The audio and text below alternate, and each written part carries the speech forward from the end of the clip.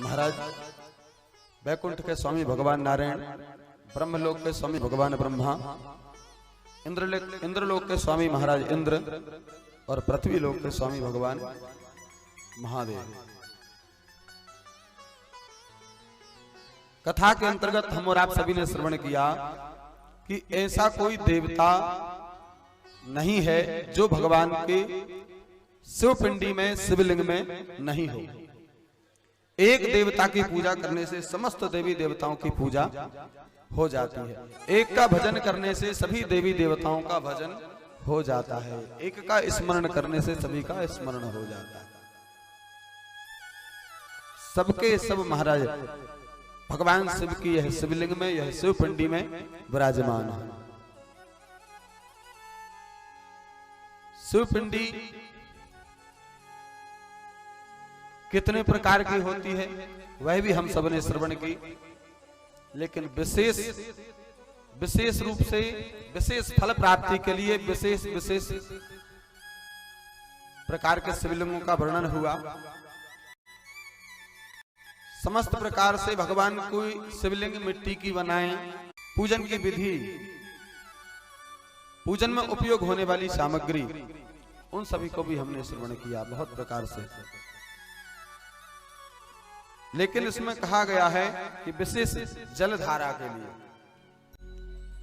कि किस चीज की धारा से भगवान महादेव का अभिषेक करें तो हमें किस फल की प्राप्ति होती है। और सबसे ज्यादा जल धारा का महत्व है। जल धारा शिव प्रिया, सबसे ज्यादा जल धारा का महत्व बताया है महाराज। और यहां पर यह भी बताया है कि महाराज भगवान महादेव को मंत्र कहते हुए कितने मंत्र बताए हुए हैं महाराज। तो कहा सबसे पहले बताया पंचाक्षर मंत्र।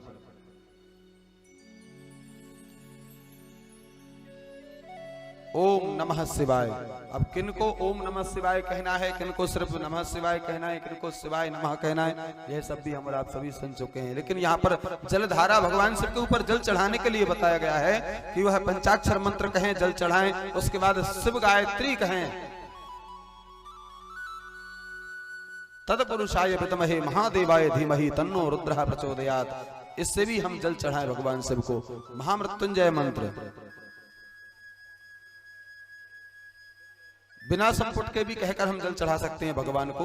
ओम त्र्यंबकम यजामहे सुगंधिम पुष्टिवर्धनम उर्वारुकमिव बन्धनान् मृत्योर्मुक्षीयमामृतात्। इस मंत्र से भी हम भगवान को जल चढ़ा सकते हैं। ओम नमः शिवाय, नमः शिवाय, शिव गायत्री, तत्पुरुषाय विद्महे महादेवाय धीमहि तन्नो रुद्रः प्रचोदयात्। उसके पश्चात महामृत्युंजय मंत्र। और इसके बाद महाराज ये 4 मंत्र बताए हुए हैं जल धारा के लिए। चौथा मंत्र आप सभी इस समय टीवी पर देख रहे हैं, सीहोर से कथावाचक महाराज परम पूज्य पंडित प्रदीप मिश्रा जी को, जो कहते हैं वो श्री शिवाय नमस्तुभ्यम। ये 4 मंत्र हैं महाराज।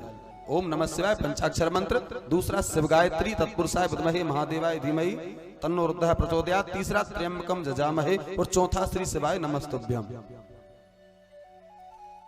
ये 4 मंत्रों से भगवान महादेव के लिए हम जल अर्पण करें, या इनको जपें, या पूजा में इनको उपयोग करें। इनका भजन भी कर सकते हैं। भगवान शिव को कोई भी सामग्री हम चढ़ाएं, चाहे तिलक लगाएं, चाहे अक्षत लगाएं, पुष्पमाला चढ़ाएं, बिल्वपत्र चढ़ाएं, उस समय भी हम यह 4 मंत्रों को बोल सकते हैं। अनेक अनेक प्रकार के वर्णन पूजा की विधि में आए। इसके पश्चात में महाराज श्री सूत जी महाराज शौनकादिक ऋषियों को वर्णन करते हैं।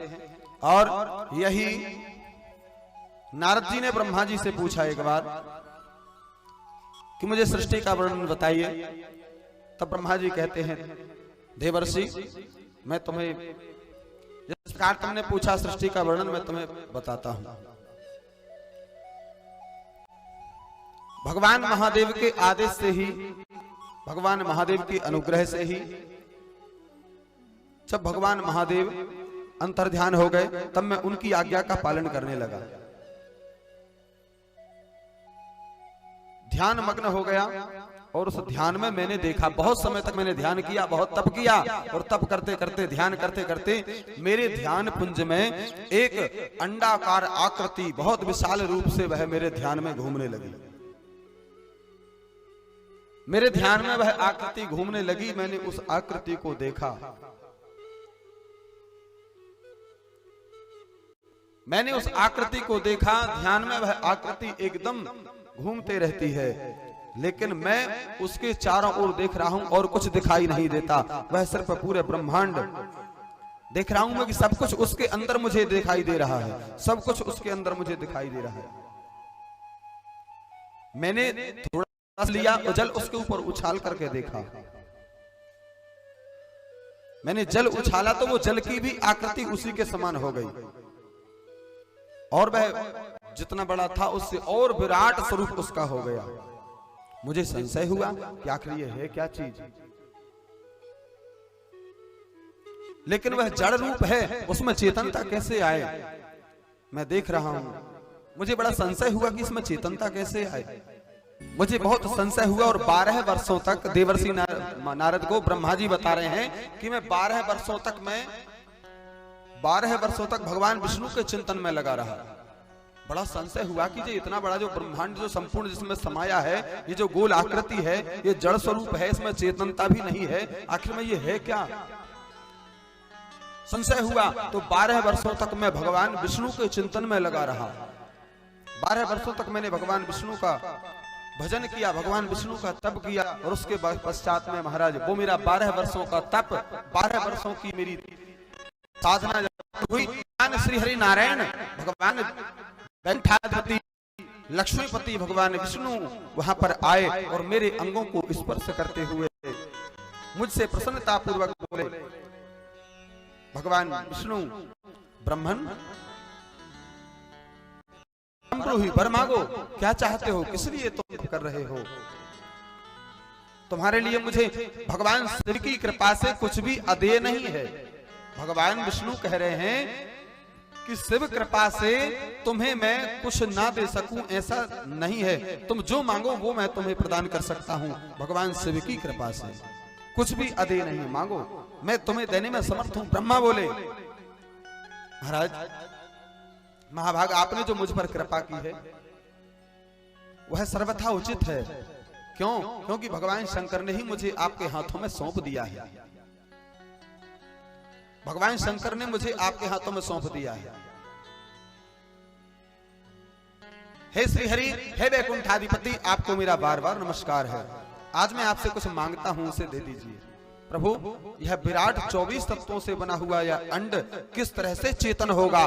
देखिए वह जो आकार है अंड आकार, उसके लिए ब्रह्मा जी कह रहे हैं ये किस प्रकार से चैतन्य होगा? जड़ है, ये मैं आपसे मांग रहा हूं। ये मुझे जड़ीभूत दिखाई देता है, तो किस प्रकार चैतन्य होगा यह बताने की कृपा करें। तब भगवान विष्णु कहते हैं, देखो ब्रह्मन, यह जो भगवान शिव की कृपा से आप यहां प्रकट हुए हो, और जो सृष्टि है ना, जितनी भी सृष्टि है यह पूरी की पूरी भगवान शंकर की विभूति है, भगवान शिव की विभूति है। और इसमें जो अंड है, ये चेतनता जो है, ये भगवान शिव की ही इच्छा से इसमें आती है, शिव की आज्ञा से ही आती है। भगवान विष्णु ब्रह्मा को कहते हैं, ब्रह्मन, अनंत स्वरूपों में सभी स्वरूपों में भगवान शिव की ही वह चेतनता दिखाई देती है। वो चेतनता जो है ना हर जीव में, वो चेतनता भगवान शिव का ही स्वरूप ज्योति है। और यहां पर महाराज समस्त प्रकार से ब्रह्मा को समझाते हुए वहां पर भगवान विष्णु ने अनंत स्वरूप का आश्रय लेकर के, भगवान महादेव का आश्रय लेकर के उस जो वो आकृति थी उस अंड में अंदर से प्रवेश किया। भगवान विष्णु ने अंदर जो प्रवेश किया तो महाराज उस समय उन पुरुष के, जब भगवान विष्णु ने प्रवेश किया तो उनके सहस्त्रों महाराज मुख, सहस्त्रों हाथ, सहस्त्रों मस्तक, सहस्त्रों महाराज नेत्र हो गए, सहस्त्रों पैर थे उनके महाराज, और उन्होंने भूमि को सब ओर से घेर करके उस अंड को व्याप्त कर लिया। उसमें समस्त में भगवान विष्णु ने उसको व्याप्त कर लिया। और महाराज उसी में साक्षात श्री हरि ने विराजमान होने को होकर के और उस अंड सत्यलोक का आश्रय लिया और तमोगुणी सृष्टि का प्रादुर्भाव हुआ, जिसे महाराज अविद्या पंचक पंच प्रभा विद्या कहते हैं।